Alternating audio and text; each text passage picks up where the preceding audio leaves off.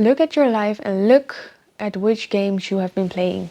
Look at the patterns you have been repeating in loops and cycles. This is the best gift you can give yourself. So grab a piece of pen. I was gonna say grab a piece of pen.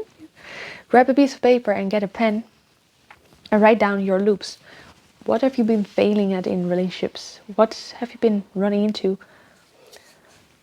Within relationships, it often has to do with the way that daddy and mommy have been treating you, the way that your father was absent or your mom was cold, for example.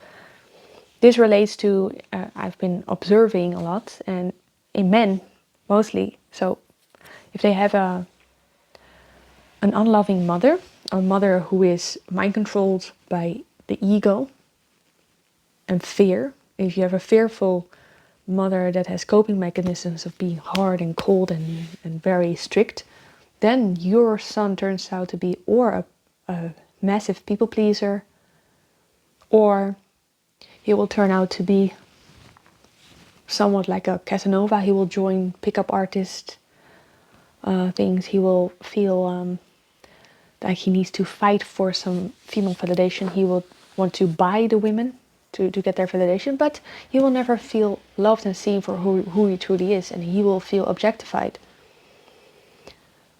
because the women only want him for what he has to give.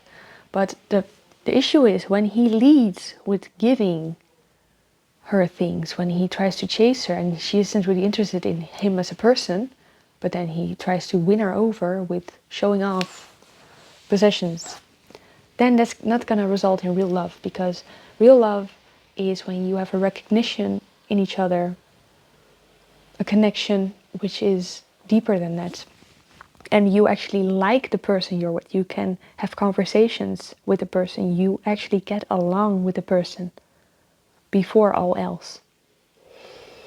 So that's very down to earth. You know, things can go very quickly when you romanticize or fantasize about a partner. But the thing is, you can only romanticize or fantasize about your true self, because that's the only thing that's real. When you externalize your own worth and power towards another mirror person, they will always fail you because you give them too much power that you should have given yourself.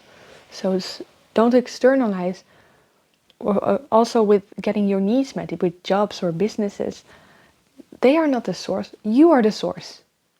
The consciousness looking through these eyes are the source. Looking through your eyes is the source. Life is the source. It's not in anyone else. It's just given. We are given a birthright to have all the things that are placed on our path. And they are placed. Appointments are placed. Opportunities are placed. And some people like to play out dramas because consciousness does like a good drama. Or comedy, maybe some war movies, maybe horror movies, some tragedy. But why does consciousness do this? Not because consciousness is a sadist. No, consciousness does this for contrast and for you to experience love more deeply. Because in order to experience love more deeply, you need to have the opposite of love. And then we can resist it, we can hate it, but the truth of the matter is the darkness serves the light. So without darkness we couldn't be this unconditionally loving. We couldn't.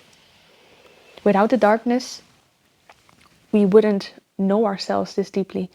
So whatever life throws at you, whatever your higher self, your divine self gives you in your appointment, in your life story, your tapestry, embrace it and just let it turn you into a more compassionate, empathetic, loving person, kind person, generous person, and then you win. Then you win because you know what's important. Okay? See you in the next one.